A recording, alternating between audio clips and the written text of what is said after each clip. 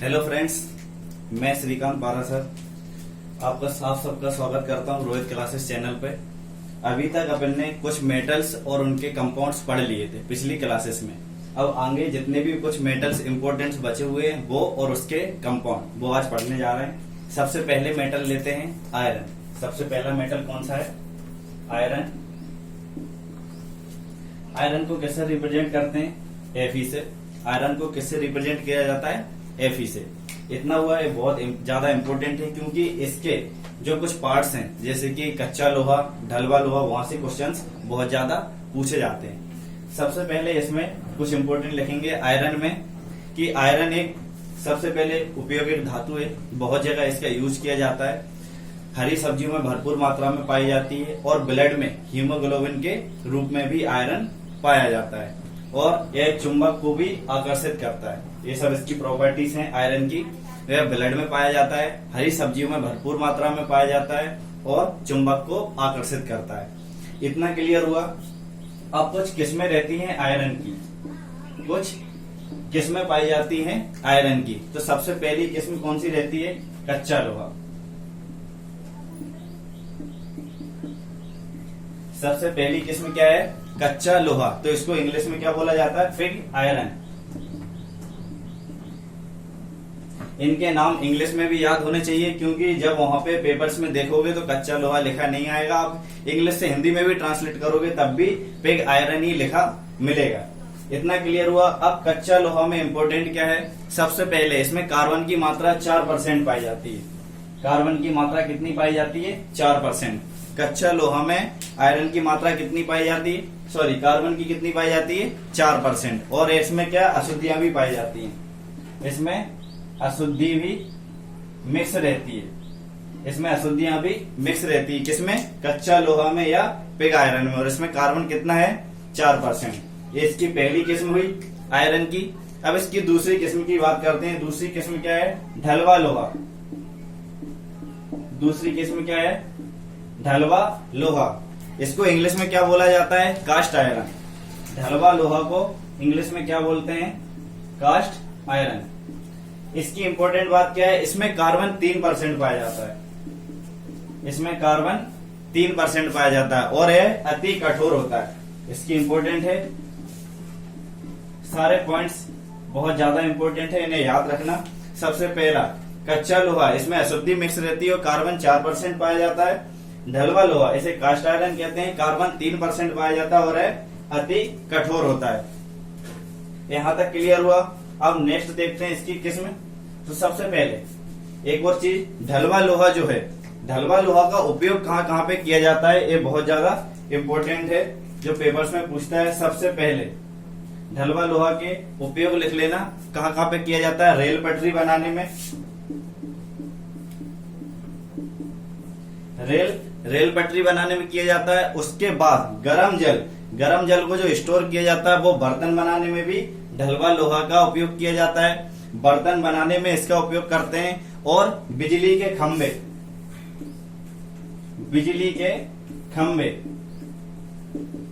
के खंभे बनाने में भी ढलवा लोहा का ही प्रयोग किया जाता है। और इसके अलावा टाइपराइटर जो रहता है उसे बनाने में भी ढलवा लोहा का प्रयोग किया जाता है। अब इसकी नेक्स्ट किस्म देखते हैं।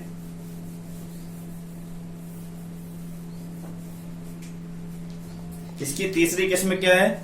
पिटवा लोहा।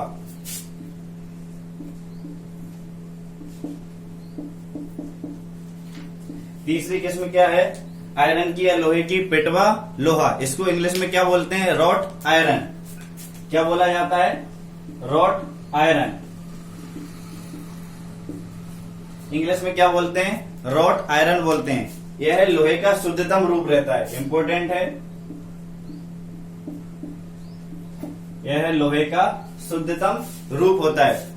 पिटवा लोहा क्या होता है? यह लोहे का शुद्धतम रूप होता है। और इसमें कार्बन कितना पाया जाता है? इसमें कार्बन पाया जाता है 0.12% से लेकर कितना वेरी करता है? 0.25% तक।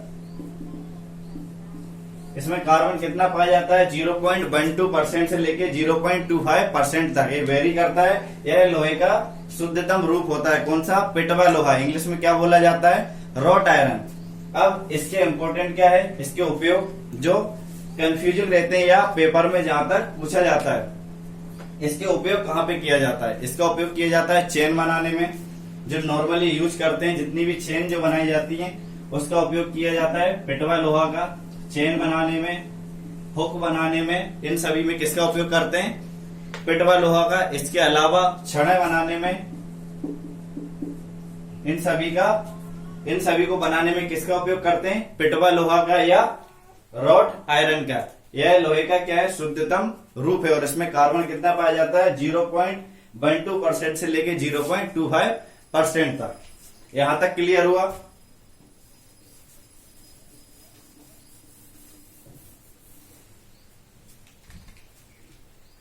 ये सभी क्या पढ़ी अपन ने, ये सभी किस्में हैं किसकी, लोहे की या आयरन की। ये सभी किस्में हैं जो ज्यादातर पेपर में पूछी जाती हैं। यहां तक क्लियर हो गया। अब कुछ इसके कंपाउंड रहेंगे लोहे के, जहां से ज्यादातर क्वेश्चन पूछे जाते हैं। सबसे पहला अपन कंपाउंड देखते हैं आयरन के। पहला कंपाउंड है इसका फेरस सल्फेट।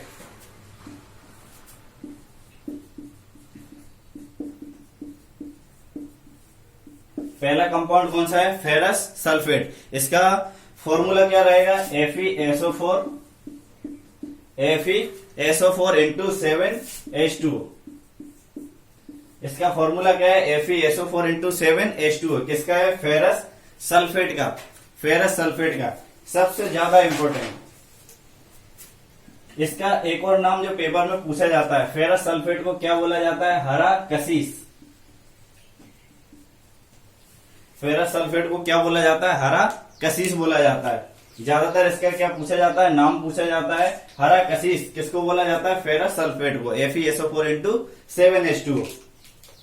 इसके अलावा इसका प्रयोग कहां पर करते हैं, इसका प्रयोग किया जाता है नीली काली जो भी स्याही बनाने में इसका प्रयोग करते हैं, और कृषि में कीटनाशक के रूप में भी इसका प्रयोग किया जाता है।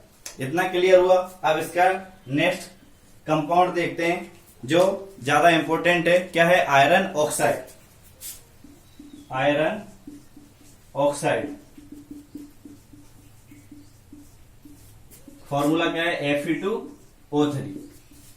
Fe2O3 iron oxide. ये इंपॉर्टेंट क्यों है आयरन ऑक्साइड, क्योंकि इसका उपयोग बहुत जगह किया जाता है। उपयोग में लिखेंगे क्या, फेरस लवण। जो भी बहुत सारे फेरस लवण बनाए जाते हैं उसमें किसका प्रयोग किया जाता है, आयरन ऑक्साइड का प्रयोग किया जाता है। उसके बाद हरा कांच बनाने में भी इसका प्रयोग किया जाता है। किसका, फेरस आयरन ऑक्साइड का, Fe2O3। फेरस लवण बनाने में और हरा कांच बनाने में किसका प्रयोग करते हैं, आयरन ऑक्साइड का, Fe2O3 का प्रयोग किया जाता है। यहां तक क्लियर हुआ। अब इसके और जो कंपाउंड है वो देखते हैं अपन। इसका नेक्स्ट कंपाउंड है मोहर लवण। इसका बहुत बार नाम सुना होगा आप सभी ने, मोहर लवण। ये किसका कंपाउंड है, आयरन का कंपाउंड है, बहुत ज्यादा इंपॉर्टेंट है। इसका फॉर्मूला क्या है, NH4 twice FeSO4 twice into 6H2O। एक किसका फॉर्मूला है, मोहर लवण का फॉर्मूला है। और एक किसका कंपाउंड है, आयरन का। कंपाउंड किसका है, आयरन का कंपाउंड है, बहुत ज्यादा इंपॉर्टेंट है। डायरेक्ट पूछता है मोहर लवण किसका कंपाउंड है, आयरन का कंपाउंड है। इतना क्लियर होगा। इसका प्रयोग कहां पे किया जाता है, सबसे ज्यादा इंपॉर्टेंट, चमड़े की रंगाई में। जो चमड़ा रहता है, चमड़ा को रंगने में इसका प्रयोग किया जाता है मोहर लवण का।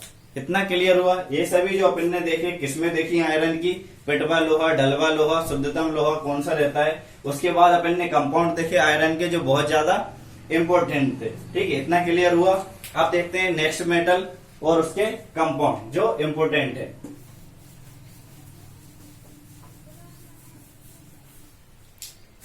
नेक्स्ट मेटल कौन सा है, कॉपर। नेक्स्ट मेटल कौन सा है, कॉपर है। कॉपर पढ़ेंगे और कॉपर के जितने भी इंपॉर्टेंट जो कंपाउंड बनते हैं उनके बारे में पढ़ेंगे। यहां तक क्लियर हुआ। सभी जो भी वीडियो देख रहे हैं सभी लोगों से अनुरोध है, अगर वीडियो अच्छा लग रहा हो तो उसे लाइक करें, सब्सक्राइब करें और शेयर करें, और अगर कुछ कमी लगती है तो आप कमेंट्स जरूर करें, उसमें इम्प्रूवमेंट किया जाएगा। अब नेक्स्ट देखते हैं कॉपर। कॉपर को क्या बोला जाता है? सिल्वर। नॉर्मली कॉपर को क्या बोलते हैं? कॉपर को क्या बोला जाता है? कॉपर को बोला जाता है तांबा। हिंदी में देखा जाए तो तांबा बोलते हैं, और सिल्वर किसको बोलते हैं? चांदी को। ठीक है, इतना क्लियर हुआ। कॉपर को क्या बोला जाता है? तांबा। और यह बहुत और है सिल्वर के साथ मिलने के बाद बहुत सारी जो धातुएं रहती हैं, सिक्का धातुएं बनाता है। ठीक है, कॉपर के साथ अगर सिल्वर मिला दिया जाए तो वो क्या बनाता है? सिक्का धातुएं बनाता है। इतना क्लियर हुआ। और कॉपर की खोज 9000 BC में रोमन काल में हो गई थी। इसकी खोज कब हो गई थी? 9000 BC में रोमन काल में ही इसकी खोज हो चुकी थी। कॉपर की खोज कब हो चुकी थी? 9000 BC में रोमन काल में ही इसकी खोज हो चुकी थी। इतना क्लियर हुआ। उसके बाद कॉपर बहुत सारे सिल्वर और अन्य जो सिल्वर के साथ मिलने के बाद क्या बनाता है? सिक्का धातु बनाता है। ठीक है, या कॉइन मेटल बनाता है। इतना क्लियर हुआ। और यह लाल नारंगी रंग की, यह किस कलर की रहती है? कॉपर की बात की जाए तो लाल नारंगी कलर। किस रंग का रहता है? लाल नारंगी रंग की, जो भी धात्विक चमक देता है। इसकी चमक कैसी रहती है? इसकी चमक की बात की जाए तो लाल नारंगी रंग की धात्विक चमक देता है। और इम्पोर्टेंट क्या है? यह विद्युत का सुचालक होता है। यह विद्युत का क्या होता है? सुचालक होता है। इसके देखा होगा बहुत सारे जो वायर्स रहते हैं घर में यूज होते हैं, उसमें कॉपर के वायर भी यूज किए जाते हैं, मतलब इलेक्ट्रिसिटी उसमें फ्लो होती है। इतना क्लियर हुआ। और अगर इसको अगर बाहर खुला छोड़ दिया जाए तो यह क्या करेगा? बेसिक कॉपर कार्बोनेट बना लेता है। अगर इसको बाहर खुला छोड़ दोगे तो यह क्या बनाएगा? कॉपर कार्बोनेट बना लेगा, बेसिक कॉपर कार्बोनेट बना लेगा। इतना क्लियर हुआ। उसके बाद अपन ने यहाँ पे देख ही लिया, बिजली के तार बनाने में भी इसका उपयोग होता है, और बर्तन भी कॉपर या तांबे के बनाए जाते हैं। इतना क्लियर है। अब इसके कुछ कंपाउंड्स जो ज्यादा इंपॉर्टेंट है या पेपर के पॉइंट ऑफ व्यू से जो पूछे जाते हैं वो अपन देखते हैं।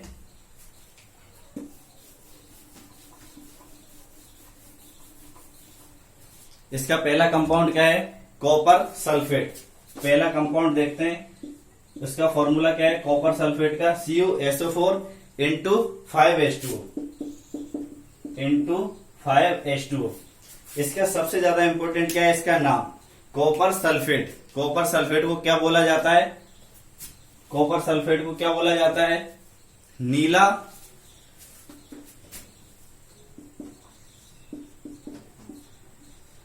कशिश या ब्लू विट्रॉयल। अभी अपन ने देखा था फेरस सल्फेट को क्या बोला जा रहा था? फेरस सल्फेट को बोला जा रहा था हरा कशिश। लेकिन कॉपर सल्फेट को क्या बोला जाता है? नीला कशिश, क्योंकि यह ब्लू कलर देता है। ठीक है, अगर इसका नाम देखा होगा तो इंग्लिश में क्या नाम आता है? Blue vitriol. ठीक है, कशिश को क्या बोलते हैं इंग्लिश में? विट्रॉयल बोला जाता है। ठीक है, अब इसका प्रयोग कहाँ पे करते हैं? कीटाणुनाशक के रूप में, विद्युत सेलों में जो इलेक्ट्रिक सेल्स रहती है उसमें इसका प्रयोग करते हैं, और रंग बनाने में, कलर बनाने में भी इसका प्रयोग किया जाता है। और ये कलर कैसा देता है? नीला रंग का। यहां तक क्लियर हुआ था। इसका नेक्स्ट कंपाउंड देखते हैं, कॉपर ऑक्साइड। नेक्स्ट कंपाउंड क्या है? Copper oxide. नेक्स्ट कंपाउंड है कॉपर ऑक्साइड। कॉपर ऑक्साइड क्या क्या करता है?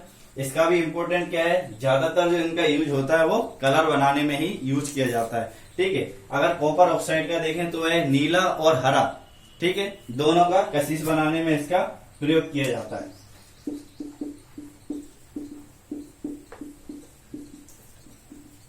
नीला व हरा कशिश बनाने में इसका प्रयोग किया जाता है। और साथ में गिलास बनाने में भी इसका प्रयोग किया जाता है। नीला और हरा रंग का कशिश और गिलास बनाने में किसका प्रयोग करते हैं? कॉपर ऑक्साइड का। यहां तक क्लियर हुआ। ये दो ही इंपॉर्टेंट इसके क्या है?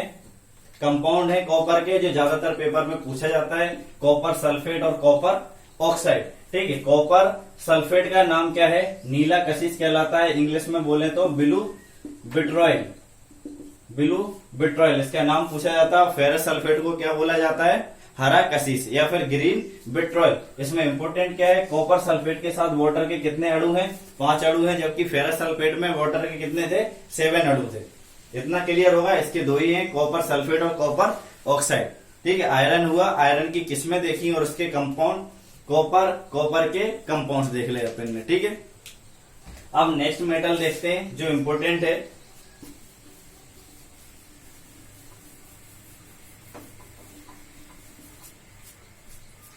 नेक्स्ट मेटल है सिल्वर। नेक्स्ट मेटल क्या है? सिल्वर। उसका सिंबल क्या है? एजी। क्या है?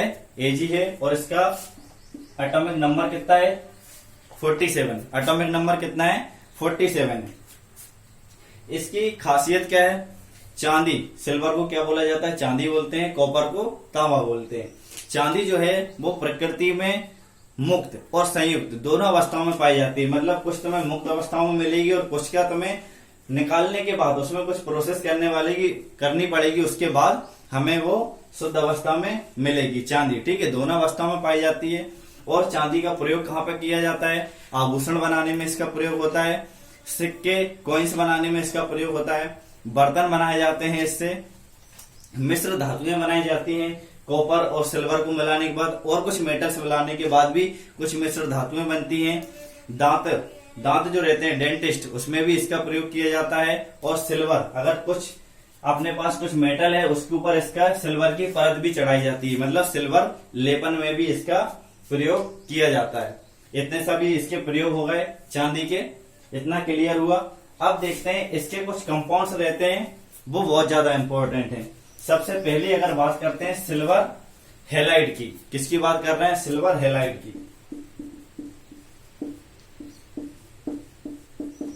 सिल्वर हैलाइड की बात कर रहे हैं। सबसे ज्यादा किसकी बात कर रहे हैं? सिल्वर हैलाइड की। सिल्वर हैलाइड का मतलब क्या है? अच्छे से समझना।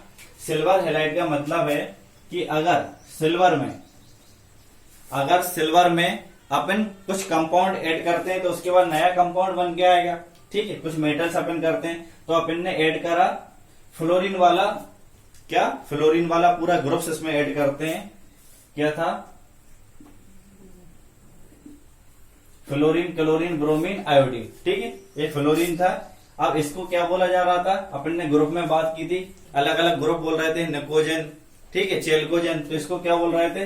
हेलोजन। इस वाले ग्रुप को हेलोजन बोलते हैं, फ्लोरीन वाले को। तो सिल्वर के साथ अगर इन हेलोजन की रिएक्शंस करवाएंगे तो फिर क्या बनेगा? सिल्वर हैलाइड बनेगा। क्या बनेगा? सिल्वर हैलाइड बनेगा। और हर हेलोजन के साथ अलग कंपाउंड बन के आएगा। तो इसकी बात करते हैं तो क्या बनेगा?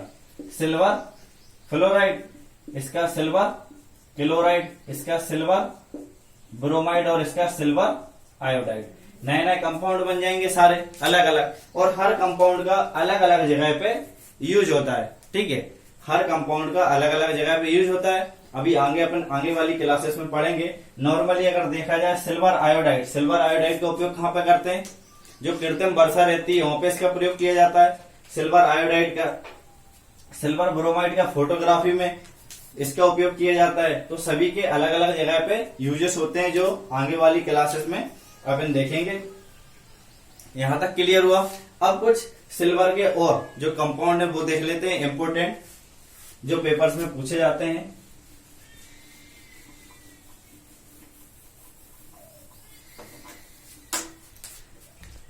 इसका एक और इंपोर्टेंट कंपाउंड है सिल्वर नाइट्रेट।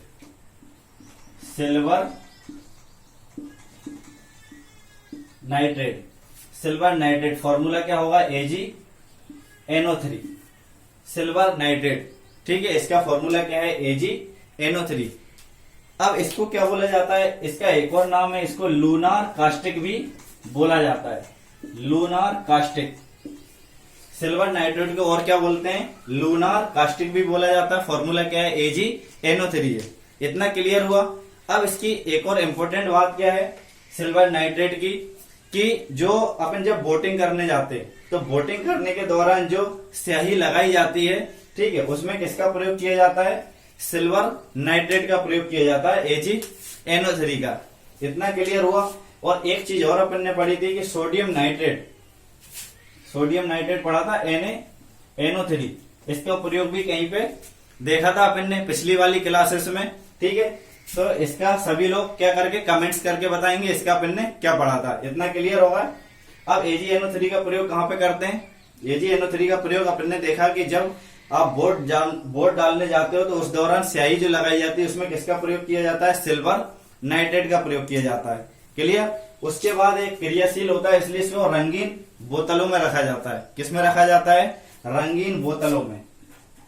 इसका याद रखना, रंगीन बोतलों में इसको सुरक्षित रखते हैं, रंगीन बोतलों में इसको सुरक्षित रखा जाता है। इसके अलावा जो धोबी रहते हैं, ठीक है, तो धोबी भी कुछ सिंबल का यूज करते हैं अलग अलग कपड़ों के लिए, ठीक है, या फिर किसके नाम लिखने के लिए, तो उसमें भी किसका यूज करा जाता है? सिल्वर नाइट्रेट का। इतना क्लियर हुआ। मतलब धोबी लोग भी किसका उपयोग करते हैं? सिल्वर नाइट्रेट का। तो ये इंपोर्टेंट कंपाउंड किसके थे? सिल्वर के थे इंपोर्टेंट कंपाउंड। आयरन के पढ़ लिए अपन ने और कॉपर के पढ़ लिए। 3 मेटल्स अपने खत्म हुआ।